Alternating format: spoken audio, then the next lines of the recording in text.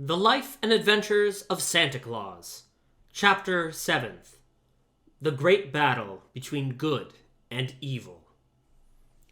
Ock listened gravely to the recital of Claus, stroking his beard the while with the slow, graceful motion that beckoned deep thought. He nodded approvingly when Claus told how the Knooks and fairies had saved him from death, and frowned when he heard how the Aguas had stolen the children's toys. At last he said, "From the beginning I have approved the work you are doing among the children of men, and it annoys me that your good deeds should be thwarted by the Aguas. We immortals have no connection whatever with the evil creatures who have attacked you. Always have we avoided them, and they, in turn, have hitherto taken care not to cross our pathway. But in this matter, I find they have interfered with one of our friends, and I will ask them to abandon their persecutions, as you are under our protection." Claus thanked the Master Woodsman most gratefully and returned to his valley, while Ock, who never delayed carrying out his promises, at once traveled to the mountains of the Aguas. There, standing on the bare rocks, he called on the king and his people to appear. Instantly, the place was filled with throngs of the scowling Aguas, and their king, perching himself on a point of rock, demanded fiercely, "Who dares call on us?"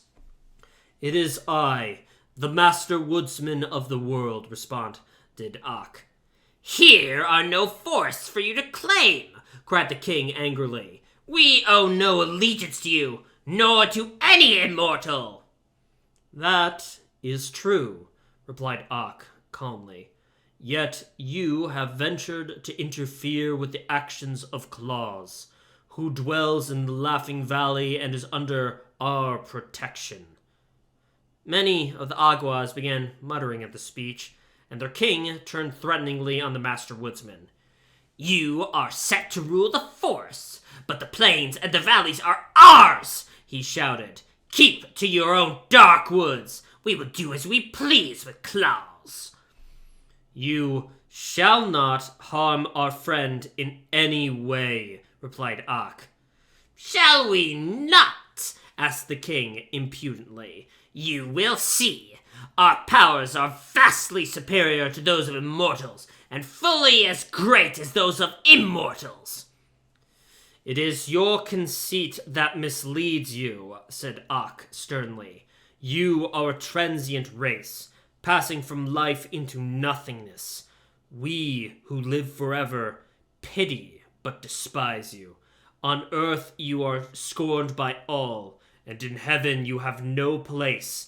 Even the mortals, after their earth life, enter another existence for all time, and so are your superiors. How then dare you, who are neither mortal nor immortal, refuse to obey my wish?" The Aguas sprang to their feet with menacing gestures, but their king motioned them back. "Never before," he cried to Ock, while his voice trembled with rage, "has an immortal declared himself the master of the Aguas.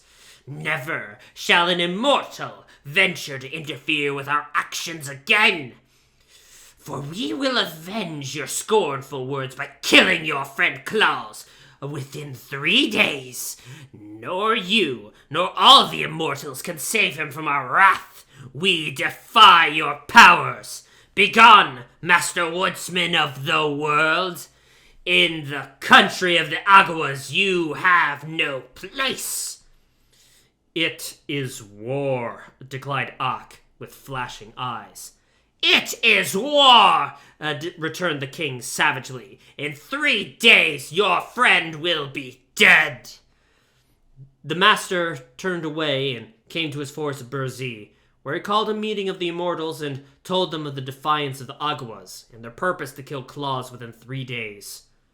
The little folk listened to him quietly. "What shall we do?" asked Ock. "These creatures are of no benefit to the world," said the prince of the Knooks. "We must destroy them." "Their lives are devoted only to evil deeds," said the prince of the Rills. We must destroy them. They have no conscience, and endeavor to make all mortals as bad as themselves, said the Queen of the Fairies. We must destroy them. They have defied the great Ak, and threatened the life of our adopted son, said beautiful Queen Zerline. We must destroy them. The Master Woodsman smiled.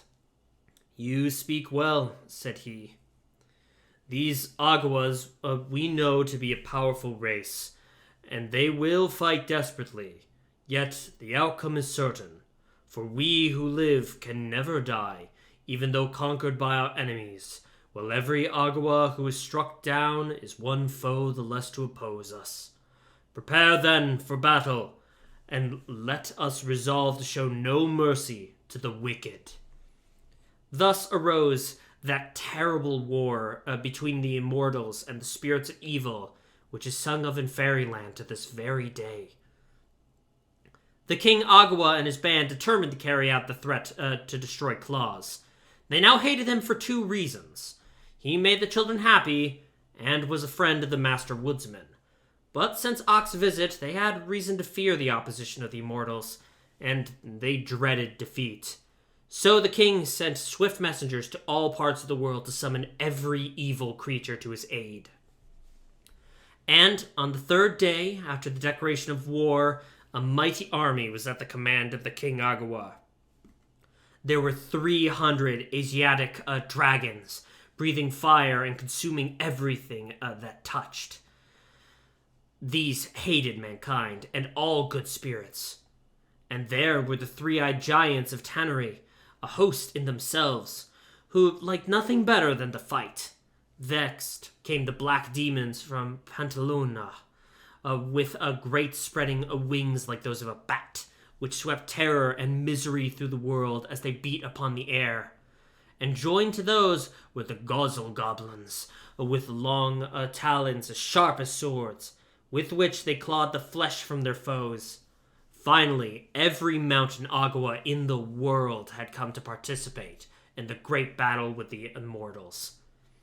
The King Agawa looked around upon this vast army, and his heart beat high with wicked pride, for he believed he would surely triumph over his gentle enemies, who had never before been known to fight. But the Master Woodsman had not been idle. None of his people was used to warfare, yet now that they were called upon to face the hosts of evil, they willingly prepared for the fray. Ak had commanded them to assemble in the Laughing Valley, where Claus, ignorant of the terrible battle that was soon to be waged on his account, was quietly making his toys. Soon the entire valley, from hill to hill, was filled with the little immortals. The Master Woodsman stood first, bearing a gleaming axe that shone like burnished silver. Next came the Rills, armed with sharp thorns from the bramble bushes. Then the Nooks, bearing the spears they used when they were forced to prod their savage beasts into submission. The Fairies, dressed in white gauze with rainbow-hued wings, bore golden wands, and the Wood Nymphs, in their uniforms of oak leaf green, carried switches from the ash trees as weapons. Loud laughed the King Agawa as he beheld the size and arms of his force. To be sure, the mighty axe of the woodsman was to be dreaded, but the sweet-faced nymphs and the pretty fairies, the gentle rills and the crooked nooks, were such harmless folk that he almost felt shame at having called such a terrible host to oppose them. "Since these fools dare fight," he said to the leader of the Tannery Giants, "I will overwhelm them with our evil powers." To begin the battle, he posed a great stone in his left hand and cast it fully against the sturdy form of the Master Woodsman, who turned it aside with his axe. Then rushed the three-eyed giants of Tannery upon the Nooks, and the Nuzzle Goblins upon the Rills, and the fire-breathing dragons upon the sweet fairies. Because the nymphs were Ak's own people, the band of Agawas sought them out, thinking to overpower them with ease. But it is the law that while evil, unopposed, may accomplish terrible deeds, the powers of good can never be overthrown when opposed to evil. Well, had it been for the King Agua that he had known the law, his ignorance cost him his existence. For one flash of the axe borne by the master woodsman of the world cleft the wicked king in twain, and rid the earth of the vilest creature it contained. Greatly marveled the Tannery giants when the spears of the little nooks pierced the thick walls of their flesh and sent them reeling to the ground with howls of agony.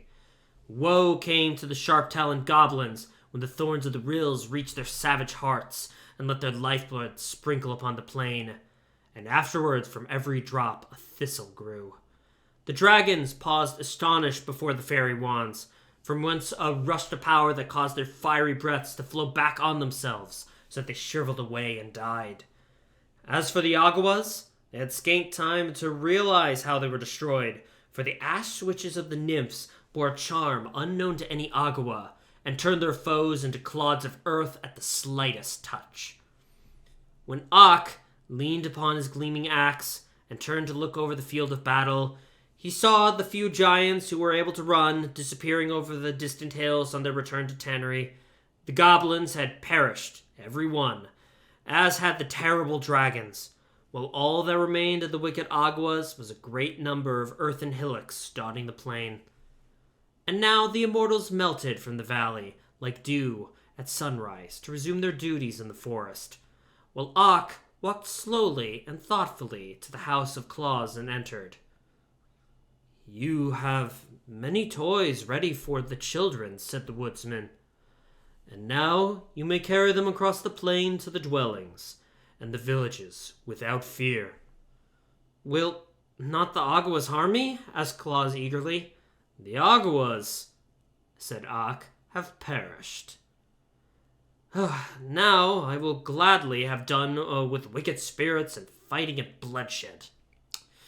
It was not from choice that I told of the Aguas and their allies, and of their great history and battle with the immortals.